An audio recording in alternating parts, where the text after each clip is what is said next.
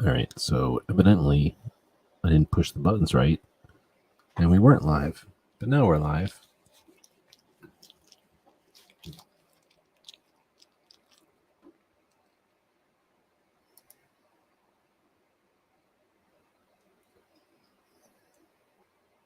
Try this again.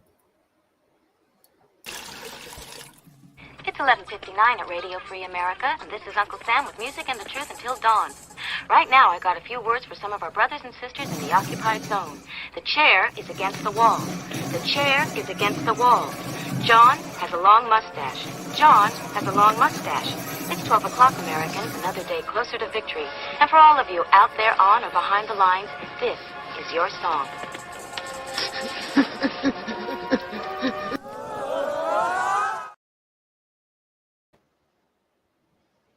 And welcome everybody. Trying this again. We had to go postpone the beginning of the show because a gizzard was corking us. So out of respect for those folks, we held off the show for everybody watching live. We're like 20 minutes late. So for everybody listening in the future as a podcast, welcome. Everybody can be part of the show. This is the internet after all. It's designed to be interactive, so be part of the show. Leave comments. You're joining us live on Friday evenings at midnight Eastern. Then leave comments out there. Our puppy co-host is exhausted from managing and supervising all day again. Also, our I call them Texas blackberries. I don't know what they are. There's some kind of blackberry-looking tree in the backyard. Is popping out a pound of blackberries every day. I haven't been eating them, so little dude and the girl have been eating them, and he's stuffed with berries right now. So anyway, little co-host over here is just gonna sit here doing nothing, but we'll dig into the show and get it going here. We'll shove the co-host down into the corner. Say hey to the people joining us live. G23 is first one joining us. Welcome, Krabby Turtle, also out there this evening. Good afternoon. Woods joining us also with the hashtag bacon bit in there. Since we got a hashtag bacon bit, why don't we? It's been a while since we've grabbed the bag of biscuits. What do we got here? Hemp Elements Plus. It's legal now. So they're eating marijuana biscuits. Mobility Bites, hip and joint, because this guy's hip, and it's made out of marijuana, so it's got joints in there. And it's made by CB Distillery. See how I play on words there? So look, they're addicted to these. Watch this. Watch this. He's addicted. It's like fentanyl for him. He's gonna eat it. Because of the laws, you have to also give one to the girl dog. Is it possible to get the girl dog done? Can this happen? Do we see her down there? I have to knock Woods out of here so that we can see the girl dog down here. Girl dog, would you like this biscuit? Turns out she'll eat biscuits also. We could build some kind of a platform and have the girl dog sit back here, but we need a bunch more Patreons for that. We need a lot more Patreons to have that dog in the show. A lot of times she would sit outside. She's bad now, so she doesn't sit outside anymore. All right. So thanks to Woods for essentially getting them started with a biscuit. They always like to start off the show like that. That used to be what Gunpowder used to do, but now that Woods took that up, I guess. Hey, let's pay attention to the show over here. All right. Who else is out there? G23, then Saint, welcome. And that's everybody. She's mellow, that's for sure. And this little dude is very easily, he's very comfortable with chopsticks, and he's very comfortable eating any kind of food that comes from China, as far as I can tell. So, just saying. Also, I'm pretty sure he understands Chinese language. So, we're going to be taking a look at one of our blogs. We have a couple of them. One of them is on Patreon.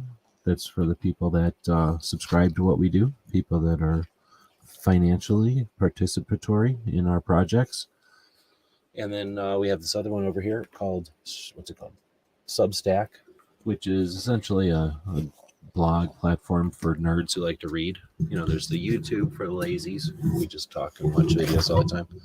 Then there's your Instagram for the people that don't got time to be lazy. And then you got your Substack, and that's where the people who have all the time in the world to read all the time. So we write stuff down and we put it over on Substack. We also write stuff down and put it on the Patreon blog.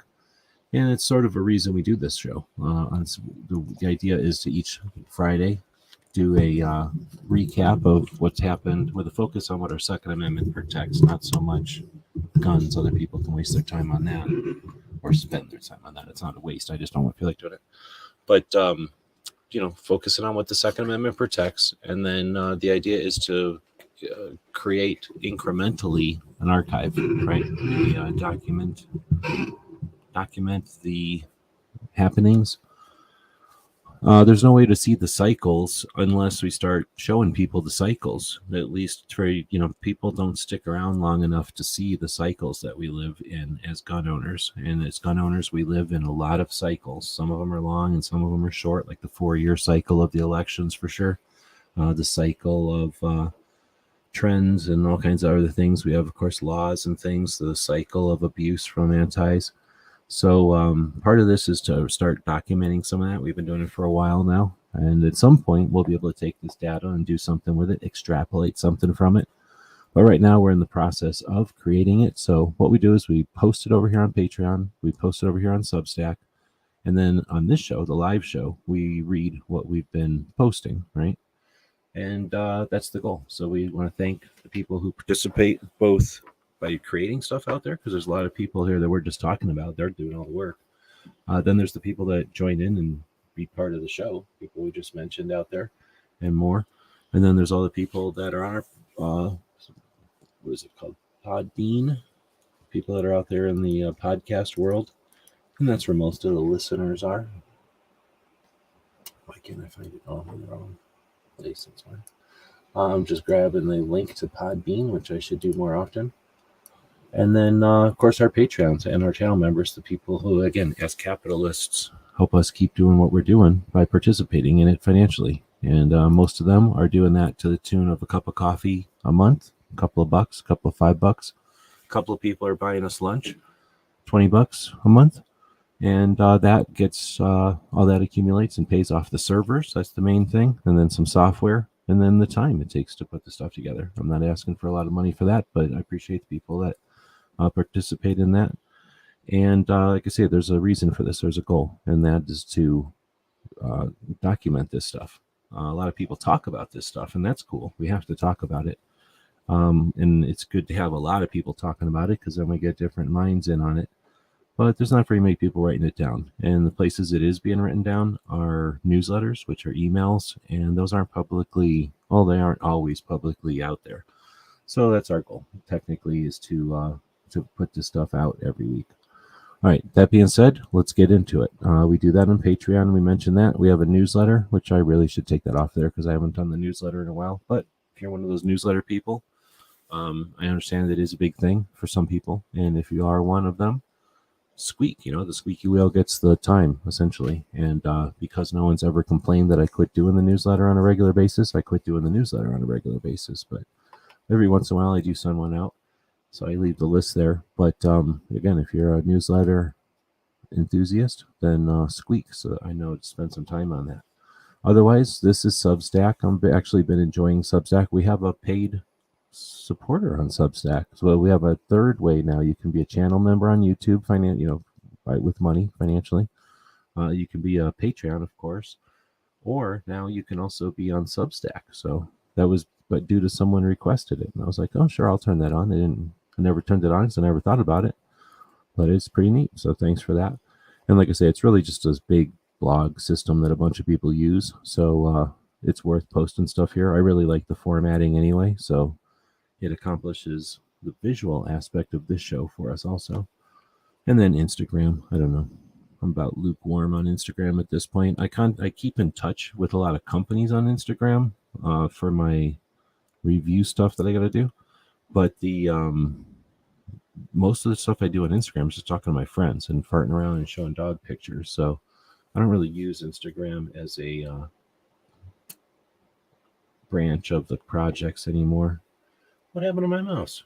Am I roboting mouse anymore, or where is it? Did it get unplugged? I think it got unplugged. Oh, no, there it is. And I lost my mouse in them somewhere. Crabby is saying happy Every Second Matters week. Thanks for that. You're one of the few people that are keeping Every Second Matters alive. I am finished my taxes here. Next month I'll have paid off all my taxes and got a good chunk into next year's. And then I have one more credit card to kill. Then I'll get back on what we're planning to do with Every Second Matters. So Every Second Matters isn't dead. It's not even on life support. It's just sitting there recuperating. But it's getting ready to do something useful, hopefully before the elections even.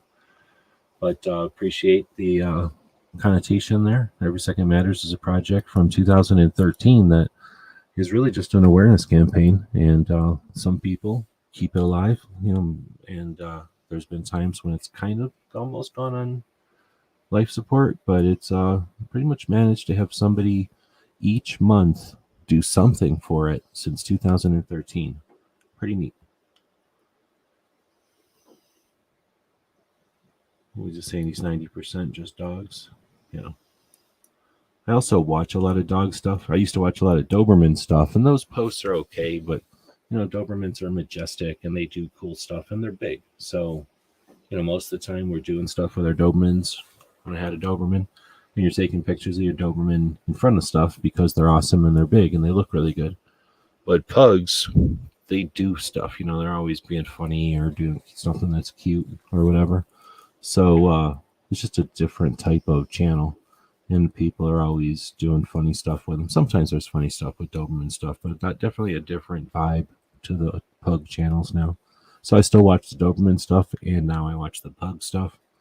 And Mello doesn't get a channel because there is no channels for white fluffy dogs like her. Anyway, next is the podcast world, and I did mention that we are over on the Podbean. We appreciate everybody that subscribes or follows us over there. There's lots of podcast options, and I don't want you to change whatever you're comfortable with, because Podbean just lets us kind of distribute out to iTunes and iHeartRadio and Google and Amazon and all the others. But it also and it gives us statistics, which is pretty cool. But if you do join it and give us a thumbs up, we appreciate it. And if you do, we encourage you to check out, I don't know how to do it, but if you find our account and click on it, you'll see that we're following like 40 different gun-related podcasts. So I spent like a couple of days a while back, like digging out every current gun-related podcast I could find that was worth a crap and followed it on Podbean, so that it wouldn't be a waste of time to ask people to join us on Podbean. So there's actually something there you can look at, a pretty current list of, or at least current as of a couple months ago, list of current gun-related podcasts over there, and military. I do some military, so I follow some military channels too. All right, so I'm going to pour some water into this canteen, which I probably should have done, or I guess it's a thermos, which I should have done before the show, but Gizzard was corking, as I mentioned, so that's not my fault. We're going to be talking about the news of the week. I actually got some news of the weekend after a couple of weeks of not being able to spend time on it enough to get to that section. Then we talk about the 2A talk, which is technically why we're even here. Like, I only care about the 2A stuff. The gun stuff to me is pretty boring at this point. I grew up with gun stuff, and I've seen so many back and forths and ups and downs and complaints and oblivious. That's the worst part. Everybody that gets into big fights and stuff about stuff like grip angles and red dots, that's at least something to pay attention to. But when everybody just doesn't pay attention to something and takes something for granted, that's frustrating. But anyway, I don't really pay attention to the gun stuff too much anymore. But the 2A stuff is what I'm interested in, and hopefully offering that people are find useful and motivational, or inspirational maybe, and hopefully motivational. I don't really care if you're inspired. Hopefully you're inspired or you would have never looked at this, but motivated to get out there and start doing something. But then we will talk about some gun stuff, because I do pay attention to some gun stuff, I guess, even after I said that. Then there's some two-way radio shows, some gun-related radio shows that I definitely like to promote each week. Then there's the calendars. We'll take a look at that. We'll be taking a look at the military interview shows that I watch each week and listen to. And then we didn't do too much this week, but normally at the end of the show we talk about what I got accomplished this week. All right, so we're going to go back up to the top and start with news of the week. And there's more of this, obviously. I'm not here to hype it all up or to get y'all worried about stuff. There's plenty of people to waste your time with that. Be rational about it. Be strong. And this is an election year, so just discern. Is that the right word? You know, what's worth your time and effort. But with that being said, this is essentially the bullet points that come off of an email that NSSF sends out each Friday in the afternoon. So the National Shooting Sports Foundation sends this out. And it's a pretty decent summary. Essentially, it's a summary of writers' articles that they think are cool from the week. And that essentially turns into, you know, the bullet points of the Second Amendment related stuff. Like I said, I'm sure we're missing stuff here, but it usually does find things that are less sensationalized than the mainstream. And I assume most people, if you're paying attention to my show, you're also paying attention to some of the mainstream stuff. So what's the point of me regurgitating what everybody already knows? That being said, NICS background checks are down 11% from this time last year, which, I don't know, if we are going to hang our hat on stuff like the growth in NICS checks, then we have to know that that's going to end at some point, right? So being upset about that or being discouraged by that is a non-start. There's no reason to be. I've never believed the inflated numbers, but I knew that no matter what, the numbers are going to come back down. I mean, it's just, even if generally they go up in the long run, they're still going to fluctuate. So watching them like a hawk, I just know this from other aspects of doing things. Watching analytics is never really a good idea. Using analytics to predict based on evaluation is worthwhile, but not constantly. Not judging every step you're going to take based on what steps you took. It's analysis by or paralysis analysis or whatever. So anyway, I put it in here because I don't know how many people are paying attention to that one. I don't think I saw that anywhere else this week.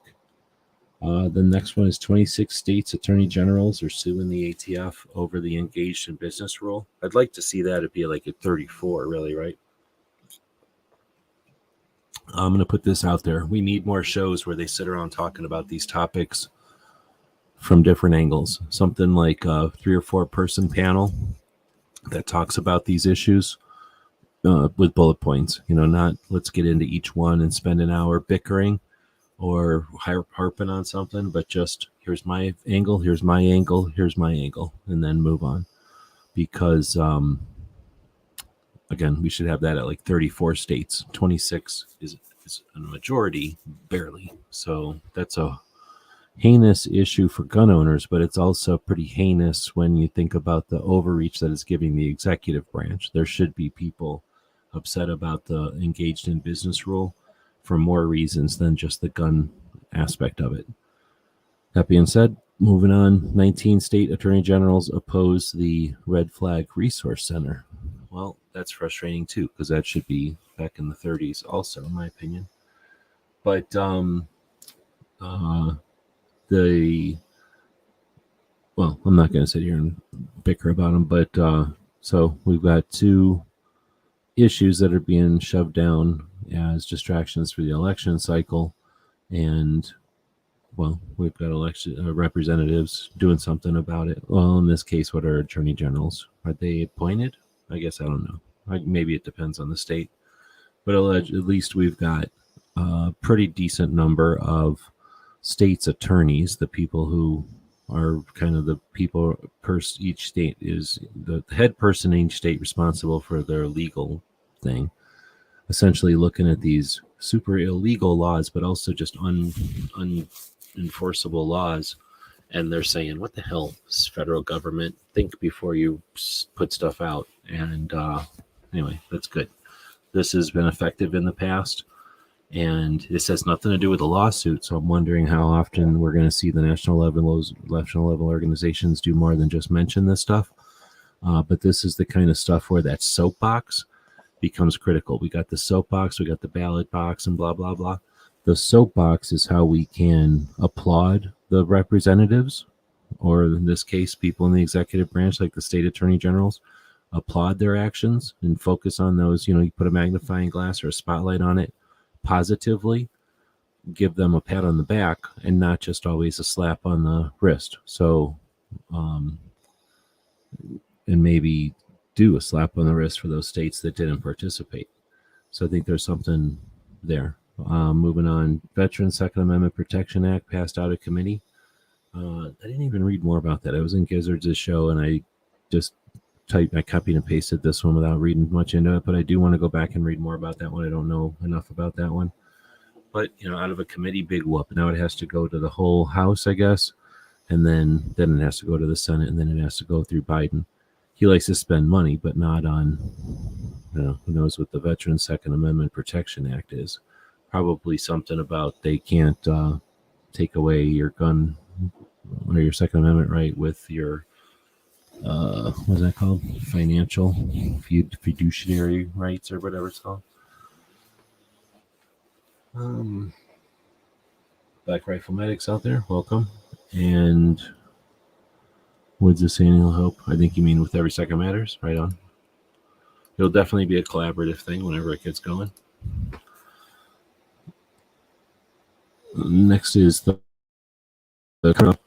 science bill to assign firearms code to guns and ammo purchases. That's one of the things. I think they're dealing with maybe 3.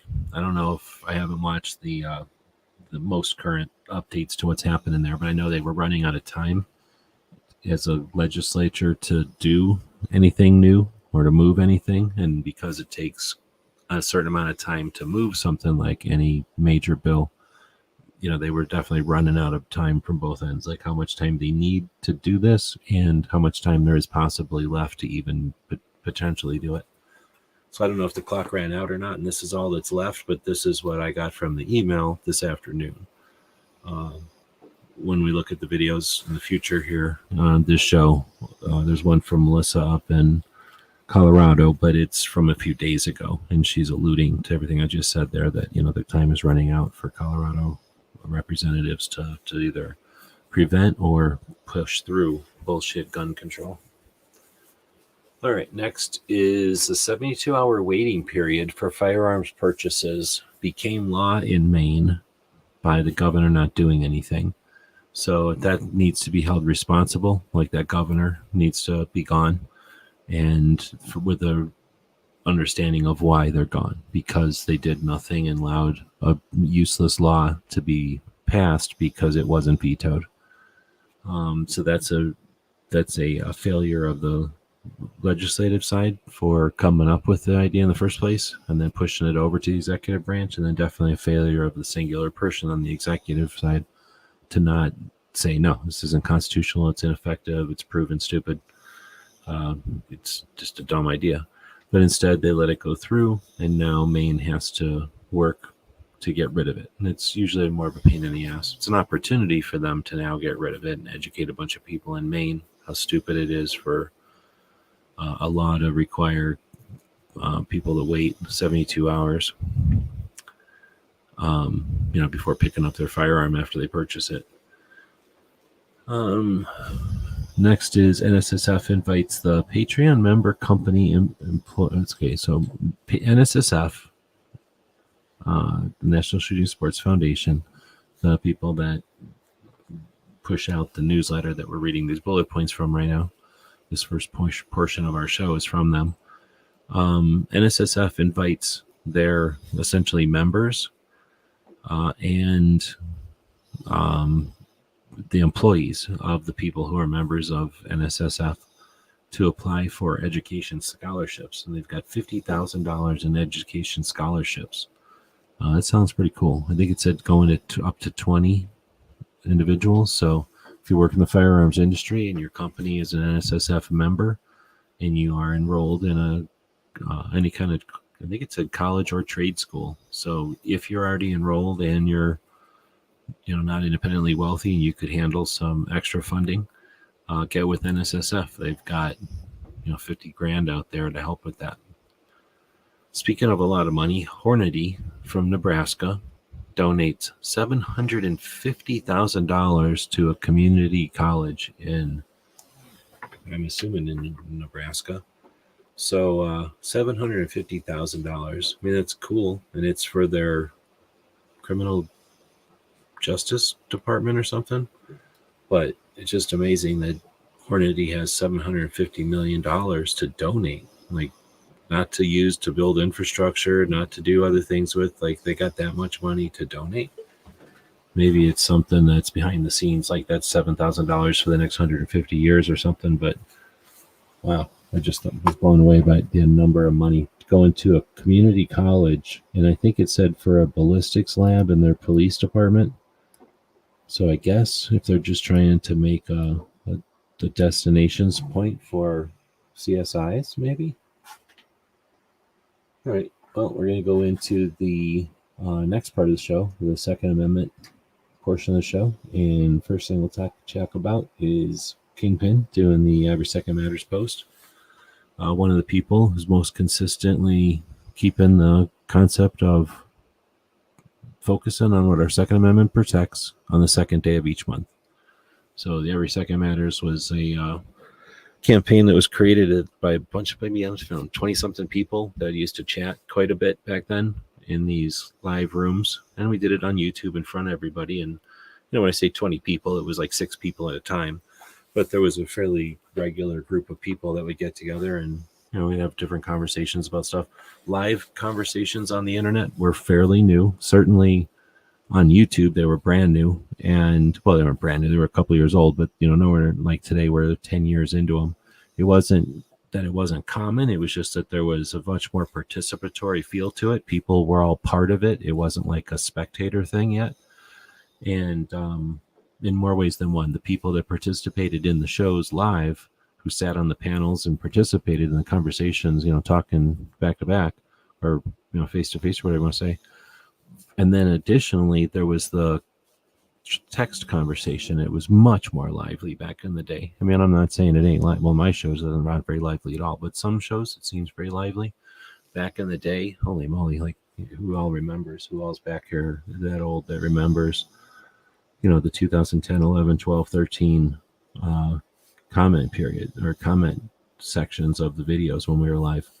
Just, easily hundreds of people in these shows all the time, and lots and lots and lots of side conversations going on. And in a way that people were so, kind of accustomed to it that they were happening, I want to say courteously or like at least organizationally or whatever, like they were all happening. Anyway, it was an interesting time. And since there was such a large group of people getting together, we had a lot of diverse like opinions and perspectives and life histories and ways of accomplishing stuff. So I think it was a couple of shows we all got together and we're talking about how it was frustrating that the resistance to Obama's executive actions earlier that year in 2013 had kind of gone away. Like we could tell from the audiences I was just describing, like those audiences were dwindling and the interest in being vigilant, I guess, was less and less necessity. So it was less of a thing. So a bunch of us were kind of talking about that, and the idea came up to do something on the regular that would create an opportunity for people to stay connected.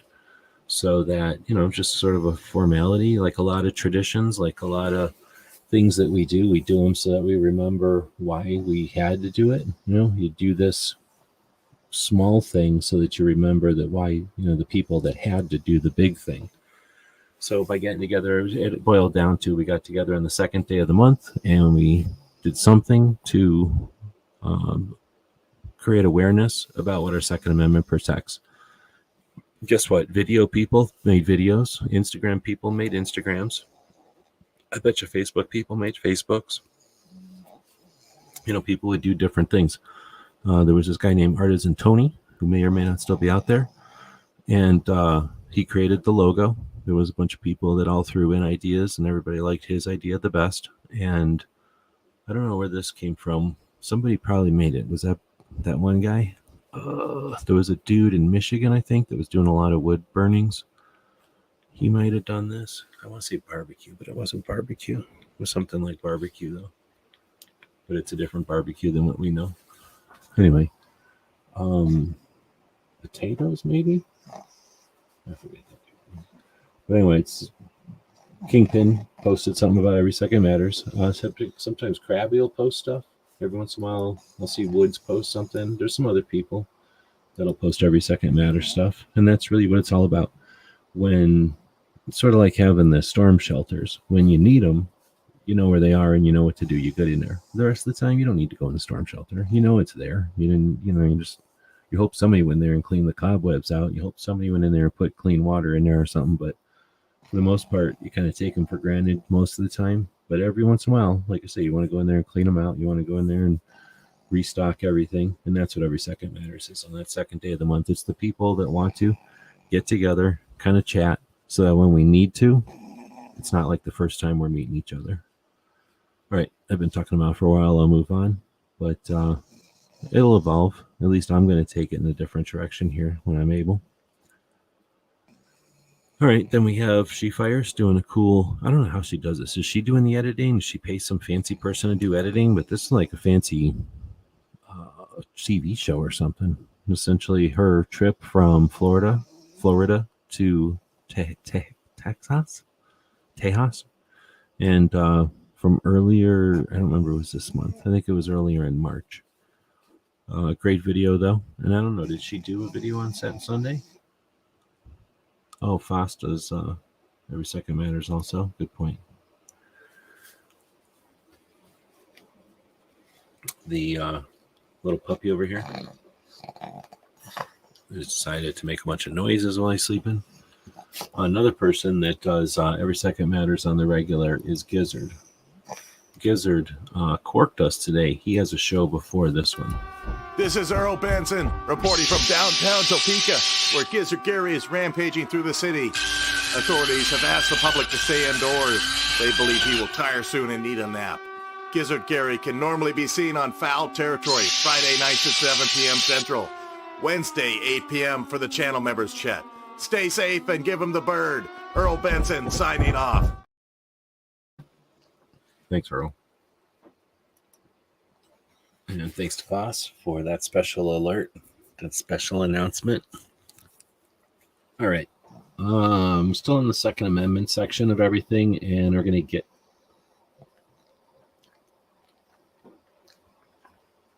All right. I'm listening to somebody back up with their little beepy noise out there. I thought it was a little bit later in the night. Foss made that, yes. Let's see. So, Sisters in Arms is a TV show. Carrie Ann and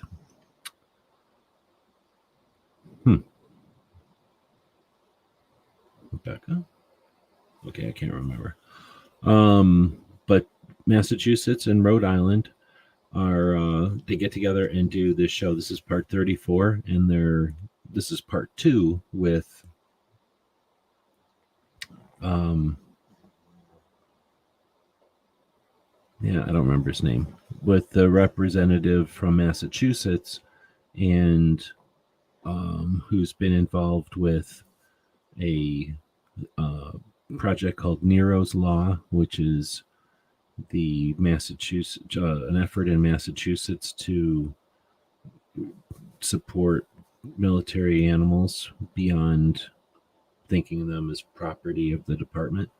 There was an instance where a police working dog was injured, and none of the paramedics, when there was a lot of people there, but none of the paramedics at the scene was able or comfortable or willing to deal with the first aid for the animal. And it was very traumatic and frustrating, and the animal lived, but it was an indication that was a glitch, right? Like an unnecessary hindrance to support those animals if they get injured. And they get injured all the time because they're doing stuff where where they're in the harm's way. Woods of Sand TV show like on cable or YouTube? Yeah, sorry, it was a TV show like they go to the studio and they share a studio at a someplace in Massachusetts, I believe, and then have airtime. So I think it's on cable TV, and then of course on YouTube as well. But it's in the format of a TV show. So for people that are used to that form factor or that medium, gives it that feel or that vibe, as the kids would say. Then we got the Gunmakers match.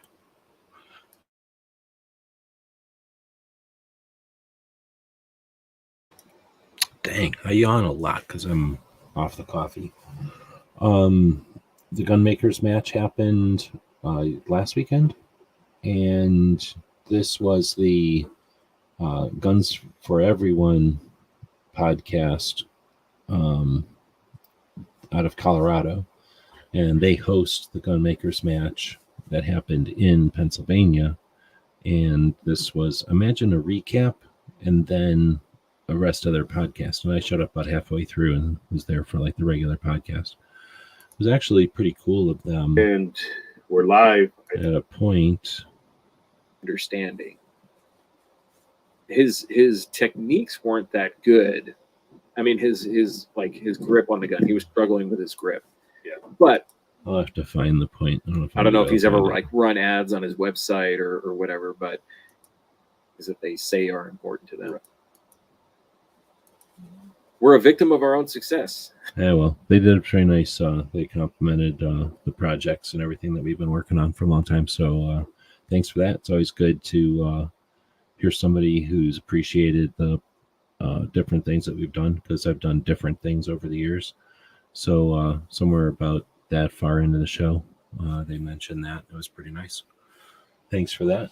Let's see. Then we have, I don't know what's going on with Walk the Talk America right now. They had been doing their podcast kind of regularly on Friday mornings, and then every once in a while would switch over to Thursdays, kind of screw everybody up if they were, waiting for it on Friday.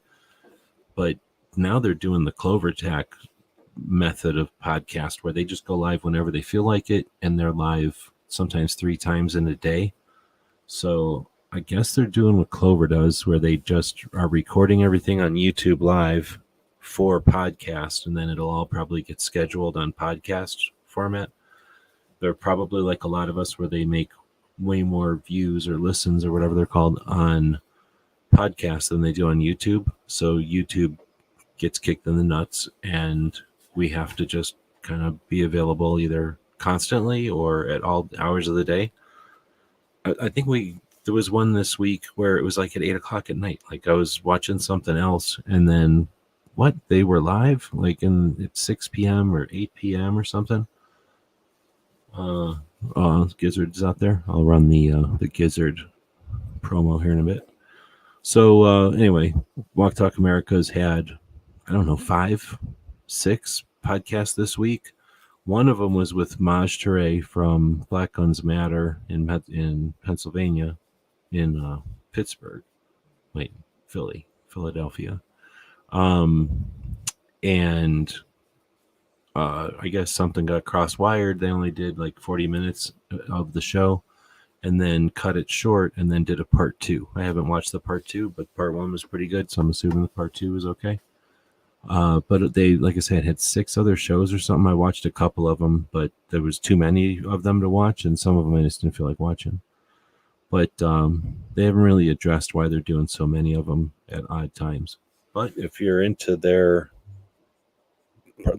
perspective and their kind of vibe of the show, you're in luck, because they've been doing a lot of them.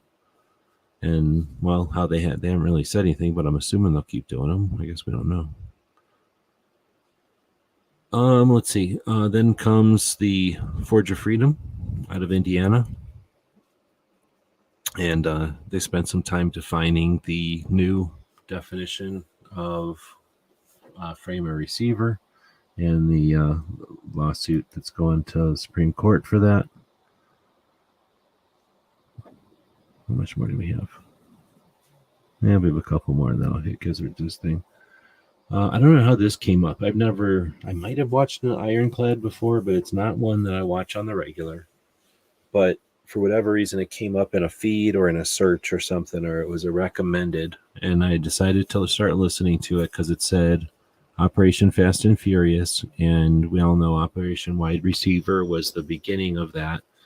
And that's Mike Deddy, and that's here in Tucson. He's a friend of mine. So I figured, well, I'm going to watch this in case Mike's on there. Then I can watch Mike on the podcast or whatever.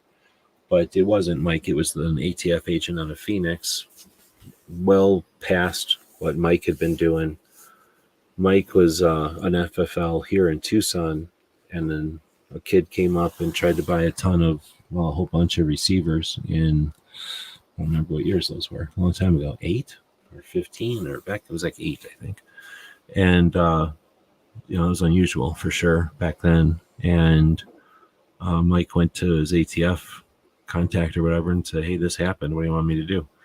And they were like, well, I'll tell you what. And I don't remember exact details, but essentially it turned out to be just go ahead and sell it to him.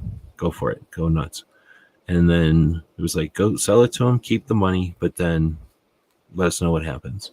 And allegedly the ATF was going to then follow the kid, see what he did with them guns or those receivers or whatever it was. I forget the details anymore. But it eventually kept going, and it turned into Mike essentially being an expert witness. Is that what it's called? No. Yeah. Is that what it's called? Not an expert witness. That would be Masadi. What is it called when you're an informant?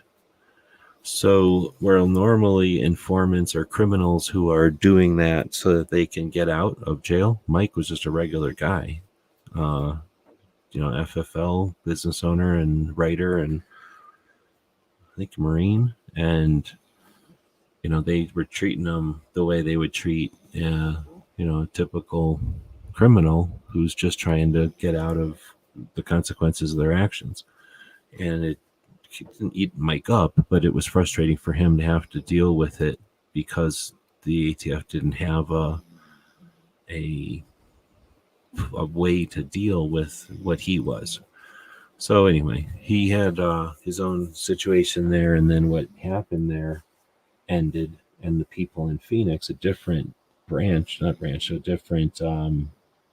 headquarters or whatever it's called, division or something, different part of the FBI, different office, maybe that's what they call it, decided, hey, I'm going to do what they did down in Tucson, but more, a lot more.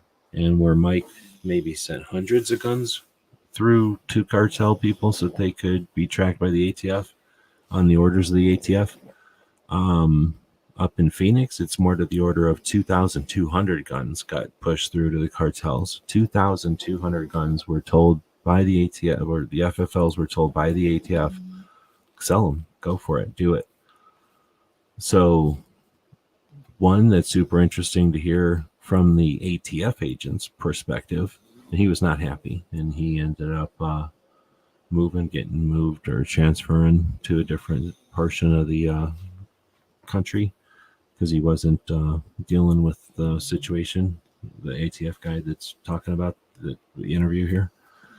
But when you look at it also, there's a current lawsuit with the state of Mexico, or the country of Mexico, against a bunch of gun shops in Arizona. And those are the gun shops that the ATF was using for Operation Fast and Furious.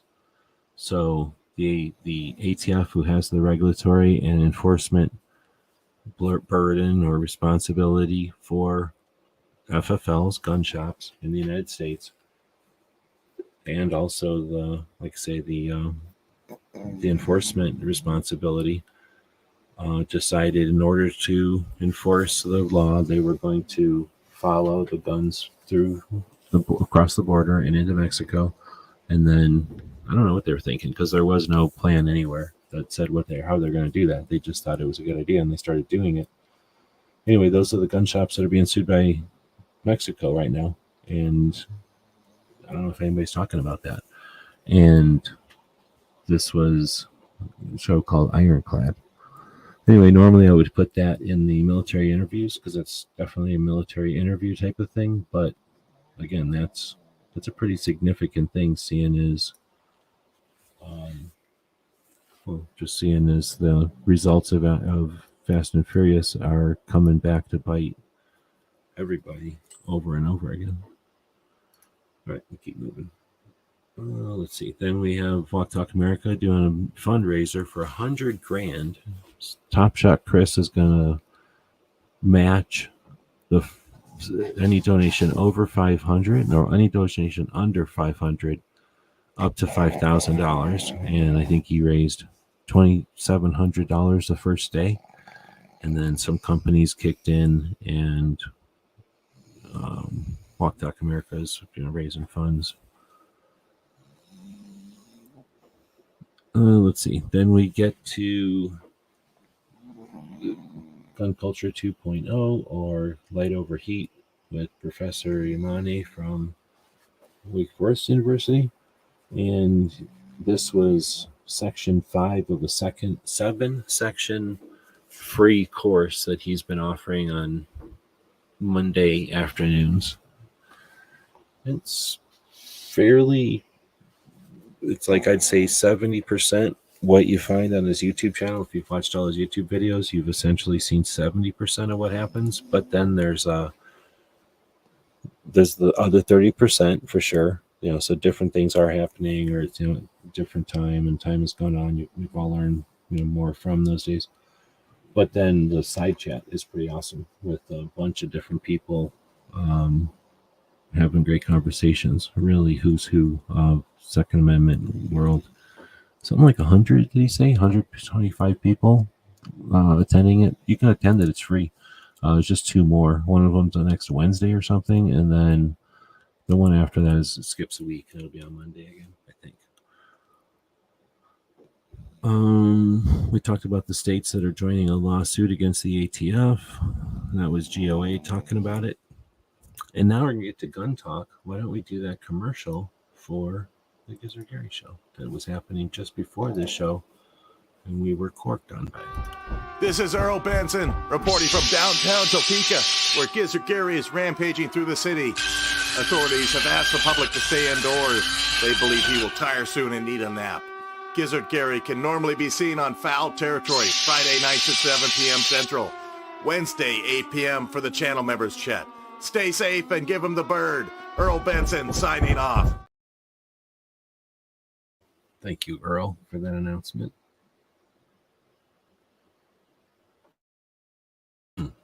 For that update.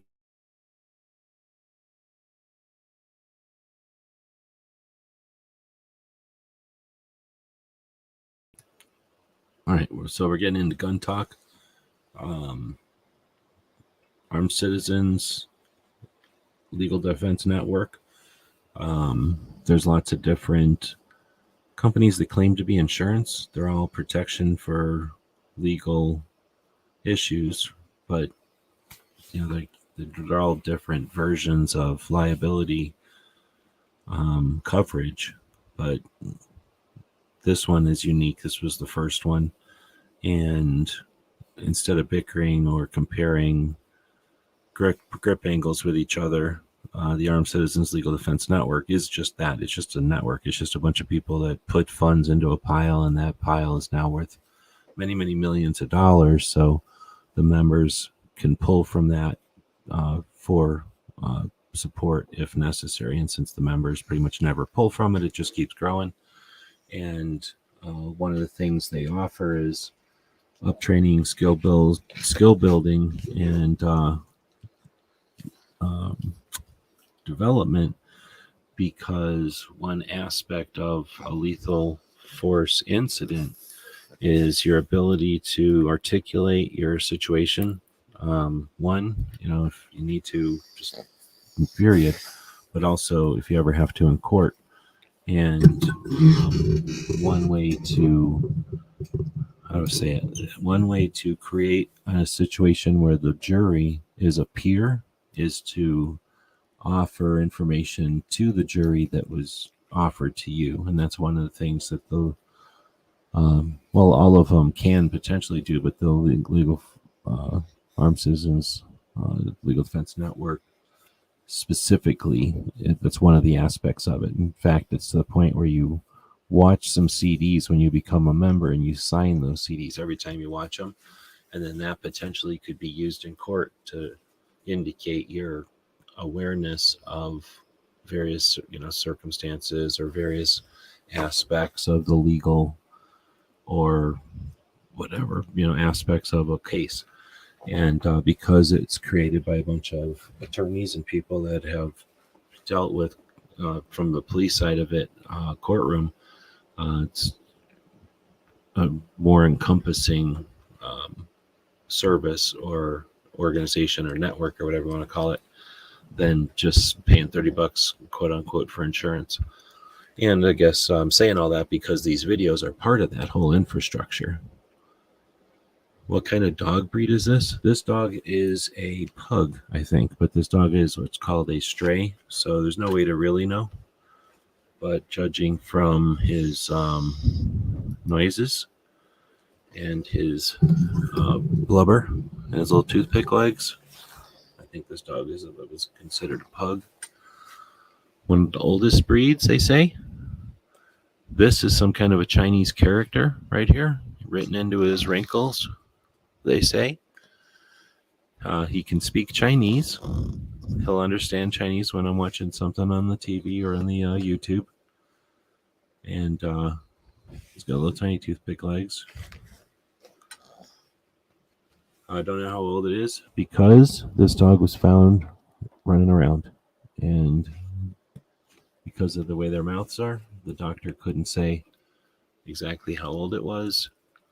I've had to pay for this dog's eaten for at least 2 years now. So we know that it's at least 2 years worth of eating old. It's the co-host of this show. He is the co-host of the show, but he's exhausted from supervising everything today, and he's just sitting here.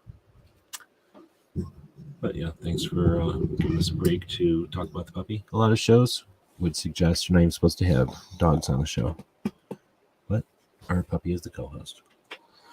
All right, so I really like Marty and Gila, and the Armed Citizens Legal Defense Network doesn't try. They don't put on airs. He's like listening to somebody's grandpa. Like, he created the things for the reason, and he's got his reasons for it, and it's pretty solid. And anyway, it's interesting to hear him doing this.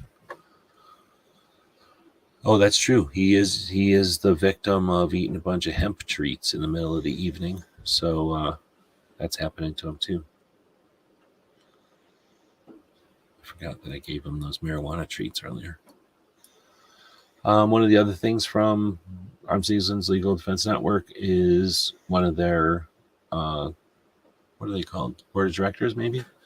Is Masad Ayub, and he's talking about, essentially they're just sitting down and talking about his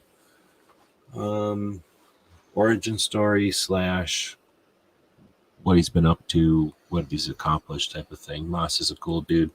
He's done a lot of things. He's been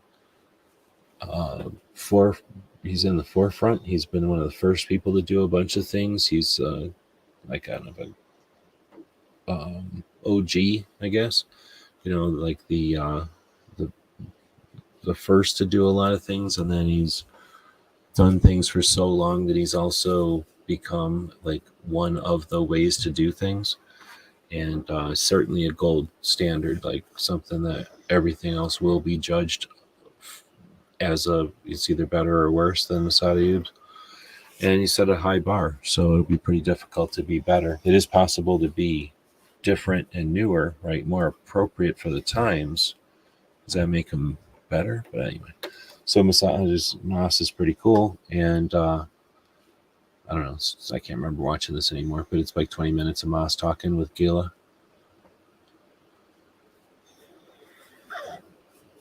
All right, next is the Gun and Gear Review podcast. That happens on Tuesday, pretty much when Ghost's show is on. I think they kind of quirk each other. Ghost, if Ghost ended early, this show wouldn't cork him, but this show starts corking him about 3/4 of the way into Ghost show usually, and if Ghost goes late, then he'll just run right over this show. Or this show really, Ghost is the semi. This show hauls ass and rear ends him so hard that, is it his fault? The Ghost was just driving. He's doing his thing. This is the one that came up and went faster. Here or there. They did their show on Tuesday. On Wednesday, speaking of Foss, we have the mouse party, and that is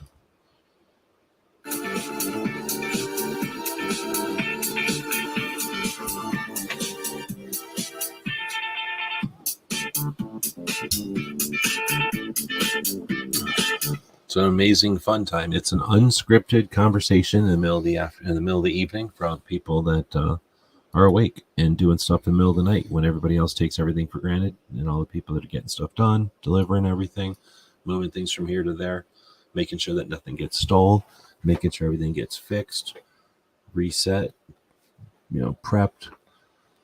For all those folks, that's why we go live in the middle of the night, and that's why Foss goes live in the middle of the night. Then there's Gizzard. Wait, Gizzard?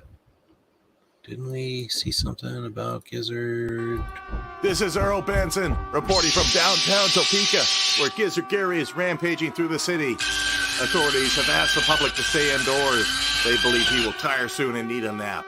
Gizzard Gary can normally be seen on Foul Territory Friday nights at 7 p.m. Central. Wednesday, 8 p.m. for the channel members chat.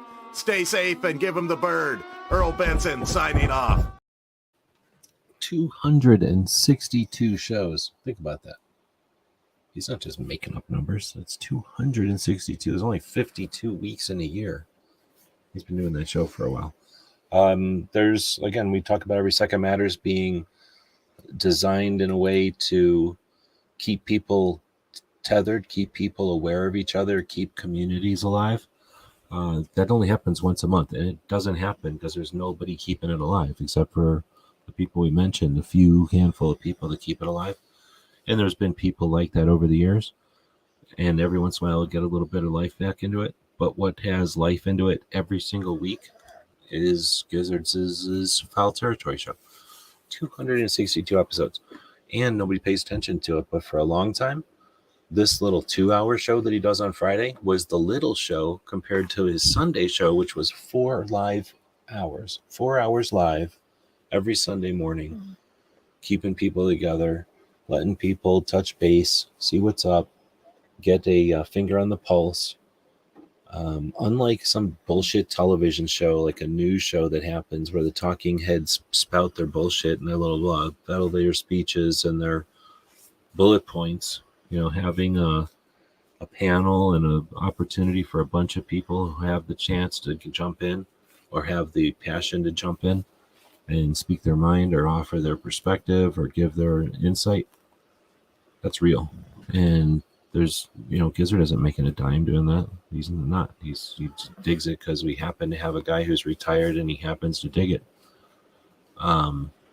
We shouldn't take that for granted. 262 shows.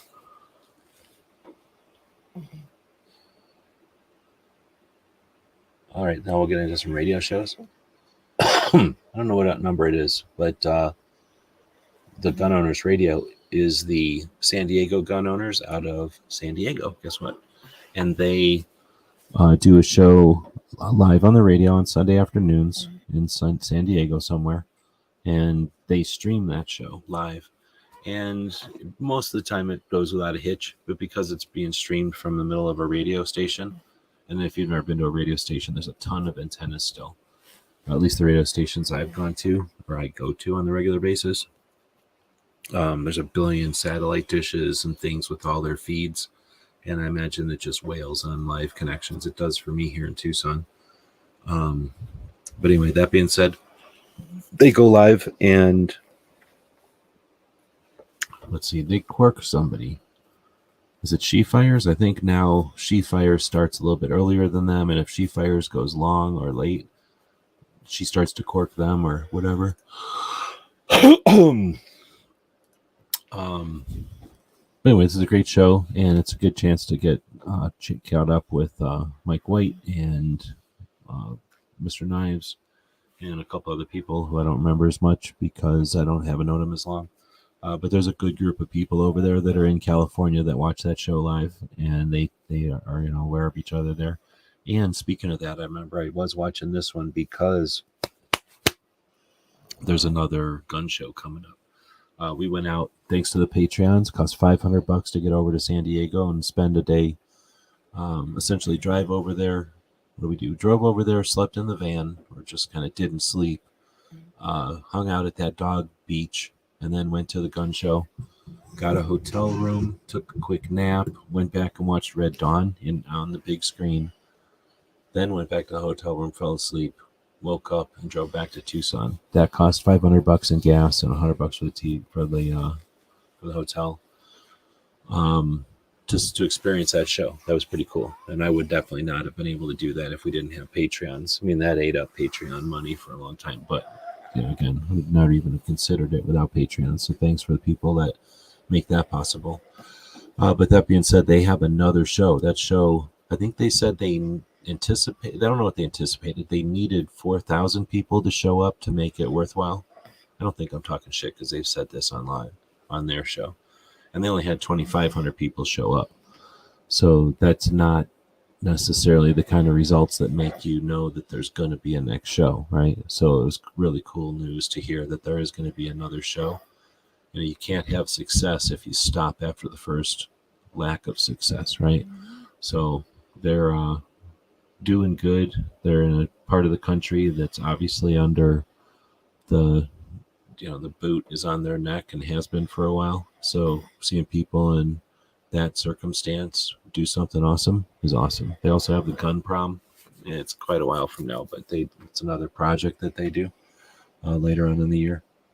Anyway, they do a show every Sunday. It's cool catching up with that show. And sometimes, I can't say always, they'll leave the stream running while they're doing the commercials, because on a radio show there's like sometimes 2 minutes worth of commercials, and that's forever. And sometimes they'll always play something during the commercial break. They'll play some snippet from a presentation or a seminar or something, which are interesting, but it's way more interesting when they just leave the cameras running and the stream live while the radio station plays commercials for 2 minutes, because then they just they're part of the conversation. They were interacting with the audience on the YouTube stream, just like Rapid Fire Radios does every Tuesday, Wednesday, and Sunday.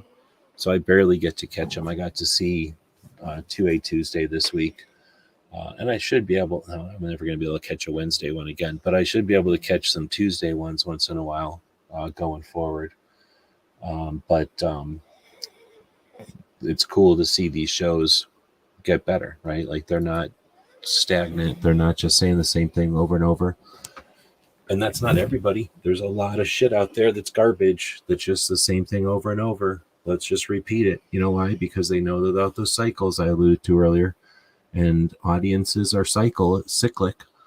Y'all get sick of the bullshit and you leave. You've seen it all, so you keep moving, and that there's people out there that exploit that. There's people out there that actually prosper from that, because they only have to do 1 or 2 iterations of whatever their stick is, and they know that they can just go back and forth, do their same thing over and over, and by the time people figure out that all they're doing is the same thing over and over, those people have left and new people have come along, and they're experiencing it for the first time. So it's awesome to see an alternative to that. Just noticed that we went from dozens and dozens of people down to almost no one. So either the show got horrible after an hour, or something glitched, or something. So if you're out there, say hey. But according to this, and what's weird is it's been we've had a growing number of people watch the show. But either something I said about San Diego struck a nerve, or maybe a server glitched or something. But all right. Going back to Gun Owners Radio, they must have had Drago, whatever. a guy from Poland. But whenever I heard this guy for the first time, I can't remember whose show he was on, but this guy is a SEAL. Yeah, he's a SEAL, I think. Yeah, he's a SEAL. And he grew up in Poland under communism, got the crap kicked out of him and shit literally by communism. As soon as he could, he booked it to the United States. People took him in. He couldn't speak English, but people took him in anyway. And he persisted, eventually became a SEAL. And then not just a SEAL, but like he'd done a lot of cool shit. His stories are really cool. And I did not know he was on Gun Owners Radio, so I miss a lot of their shows. So I'm really looking forward to going back and hearing this one. Like I said, whenever I first heard this guy's first interview, I spent a day or two listening to, because he's on a couple of shows with like 5-hour interviews. I've listened to probably 12 hours of this guy talking. So I've heard a lot of the stories over and over, but typically, a SEAL is going to ask different questions than than that guy who was in the CIA, and that they're going to ask different questions than an Army Ranger. So it's always a different interview, even if the things that they're talking about are the same points. What they're talking about, the perspectives are what makes it interesting. So anyway, I was super stoked to see that he was on Gun Owners Radio, and it's like a 20-minute one, 32 minutes. Yeah, it's definitely worth listening to. All right, I mentioned a minute ago that Cape Gunworks is a shop in Massachusetts, and they do Rapid Fire Radio, their podcast. It is a 3-part situation right now where they host a segment of the Grace Curley radio show on Tuesdays called 2A Tuesday, and that's a 45-minute segment. Toby, the host of the show, will go live in a couple of minutes before the show starts on the radio, and then stream while, again, the radio is doing its commercials and stuff. Toby will interact with the streaming audience, and then once the radio show is ended and they disconnect, Toby will usually reply to whatever comments came up during the streams. And it's a lot of fun. And right now they're under some abuse in Massachusetts, but before all that, there was games and kind of playing around and a lot of fun, just kind of with a mix of gun knowledge and law, but also just people playing around and having fun with the tech, which I really enjoyed. Toby, has radio show callers, so people calling in on telephone lines, which is interesting because those are people that are calling in have no idea what we're saying on the internet and stuff. And Toby's able to juggle all of that fairly well. Oh, really well. What am I saying? He juggles all that really well. In fact, I don't know if there's anybody else even out there able to do it with like a one-man situation. Anyhow, we'll keep moving. Then, like I say, he does the Grace Curley show on Tuesdays. He does his own show or the main show on Wednesdays for 2 hours. And then for something like 40 minutes or maybe an hour on the Sunday show, they go live. Toby goes live on the radio at some radio station in Massachusetts. And he'll turn his phone on and stream that. For whatever reason, this didn't turn into a hyperlink. But again, thanks to our Patreons, we have quite a few websites out there. And those servers that host them are covered or paid for by the Patreons. And I don't know why my internet's going slow. I got new internet. Did I mention we have new internets over here? I don't remember if No, I think I got on Monday. So this is the first weekly wrap-up on the new internets. So again, Gizzard is out there. Thanks to Gizzard for sending me a modem that's super fast. I used to have a shitty wire, literally, like a bad wire going from the pole to the place. And I finally bugged the cable company and said, look, charge me if you're going to charge me, but come out here and change this wire, if you will. And the guy came out and he was like, oh, your wire's horrible, dude. You need a new wire. They didn't charge me or nothing.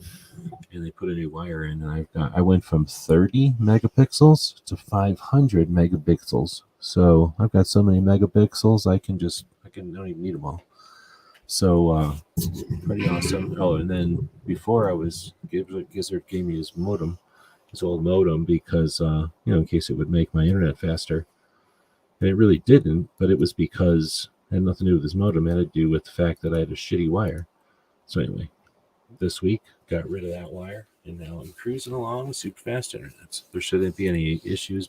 I don't know how many weeks it's been where I've been breaking up and cutting out. Seems like it's been a while, so that's over. And I'll never have an internet problem again. This is Gun Calendars. I was saying thanks to the Patreons for keeping the servers up. We're gun websites, right? Because we have a lot of websites. And one of them is guncalendars.com. And it lists all the different things that go on in each year.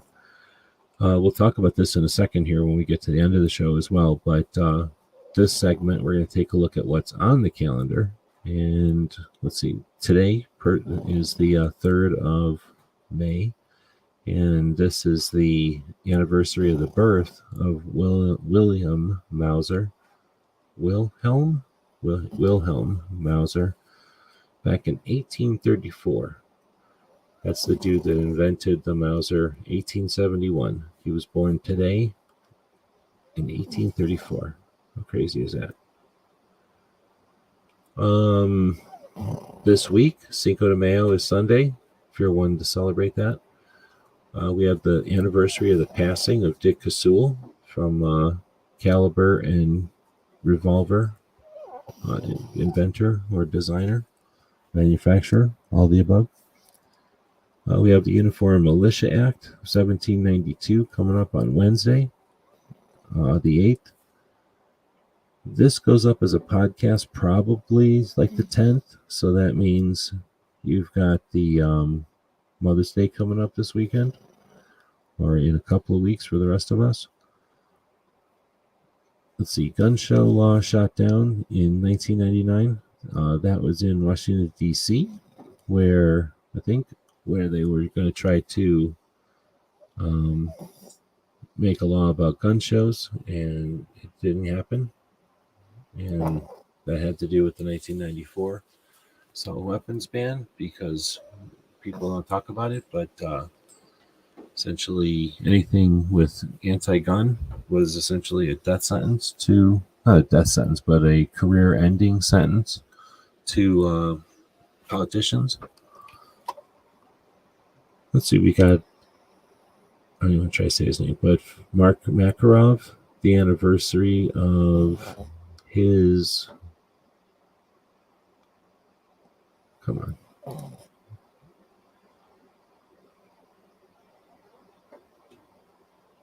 Interesting. It's going to be the anniversary of his passing, but he was born and he passed away in the same month, May. But he passed away on the 13th, and we'll also be talking about his anniversary of his birth on the 22nd. It's always interesting when I'm putting stuff into the calendar and I see something like that. Obviously, if he would have been alive for another week and 2 days, however old he was when he passed, he'd have been 1 year older. Of course, I have no idea what the circumstances were then, or of his death were. Let's see, then we have the U.S. versus Miller case of 1939. I gotta drink some water.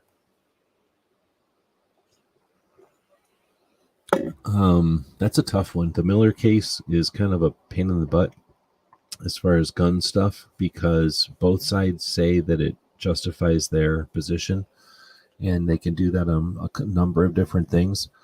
So I don't know, hour and something into the show, I won't get into it, but we have that anniversary coming up, and that was from 1939. So think about it, 1934 NFA, and then it wasn't until 1968. This was right after that NFA passed, and it was like a national level Supreme Court, came within shadow distance of the Second Amendment stuff. Again, that could take an entire discussion to talk about the specifics of it and then the consequences and repercussions of it. Let's see, depending on when you're listening to this, the 17th through the 19th are the NRA annual meetings, right? And then also the exhibits. So that's a Friday, Saturday, and Sunday. That's in Dallas this year. So the NRA annual meetings, because NRA is a membership organization, the annual meetings is an opportunity for the members to join the membership meetings. And that means it gets held in the usual event gets held in the convention center, and portions of the convention center or adjacent facilities are designed or created for the membership, or not the membership, but the leadership. And then I think also, well, depending on the facilities, some of the membership that's interested in speaking as well. That's what it's all about. That happens. And then there's also the exhibits, and that's things, it's like a little mini SHOT Show that everybody talks about, and as everybody's worried about, the grip angles and the red dots are on display. And the idea is that as members of the NRA, you're able to go to that for free, and the same booths, the same stuff, and often the same people, but not always, are at SHOT Show, are at the NRA show that are at SHOT Show. Occasionally, if they have like a very large booth, they'll have a smaller version of that booth at NRA, just because it's expensive to drag all that stuff around and they don't want to risk getting hurt or anything. And there's definitely a different vibe, I guess, to the event, because it's not sales, it's more potential customers kicking tires instead of manufacturers and distributors and end user shops not just kicking tires, but also deciding how many things are going to be sold. So the NRA show's coming up, and we'll see if this year it's one that the focus is on the meetings part of it, and who focuses on the meetings, and then the exhibits, and who just only pays attention to the exhibits. This is a good time to mention, I don't know why it didn't come up, but Jeff Knox and 3 others that were running for seats on the NRA Board of Directors were successful and are now on the NRA Board of Directors. I believe Amanda Suffolk and Rick Ector are also there.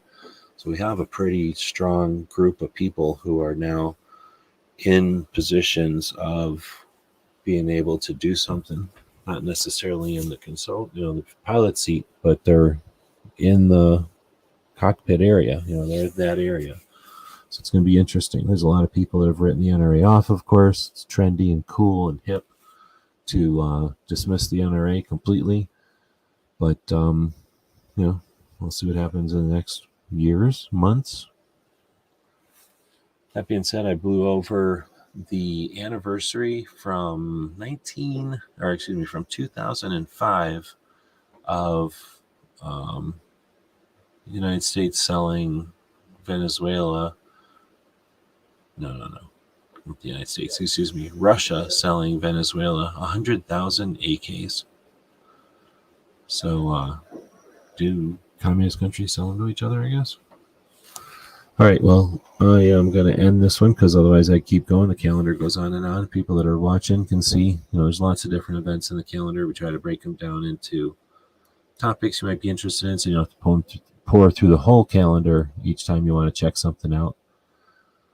But the last thing we've got to bring up would be, I think I mentioned already, we have the fast internet, but also spent some time making a hypothetical trip through all of the different Second Amendment focused events throughout the rest of the year. So I'm going to go to our Substack page over here and open up another page over here. And when I broke it all down and kind of stuck it all into Google Maps, if you left in May and traveled through December, that would be 8 months on the road. You need to travel approximately 15,000 miles. You would have 10 days plus of driving, so 225 hours of driving, and it would be 1,333 gallons of gas. So in more than one way, outside of my realm at the moment, but if anybody else is interested in doing a cannonball run or sponsoring something like a cannonball run, do the math. How much does gas cost? It's going to not be cheap. At the same point, how cool would it be to get a bunch of people together with their vehicles that can potentially make the whole trip, and then off they go. Kind of a scavenger hunt or a rally race. Anyway, I just did this as a kind of a theoretical to see, because it would be awesome if I won $1 billion lottery, or somebody won $1 billion lottery and gave me $1 million. This is what I'd be doing. I'd be getting something roadworthy, and that would be a whole other discussion. And then attempting, the only thing I miss is something TriggerCon and something else. All right, well, so that was, I guess I could say, kind of a thought exercise sort of thing. And that was pretty much the only thing I spent time, Second Amendment wise, that I actually finished, started and finished something. Probably have a couple of things that I've kind of uncovered and repositioned in the list of when to do them. But we'll get more stuff coming as we have time. All right, well, so with that, I'm not getting much feedback on the show. Looks like most people have gone. So maybe an hour is the sweet spot, and then everybody can't handle it. It's too late for everybody. With that, though, we're going to wrap it up. And we'll do one more commercial from our friend Foss. Appreciate the commercials that he's able to make for us. I'll try this one out. Sir, why are you in Barry's fishing net? He ran right into it. Get your stinking paws off me, you damn dirty apes.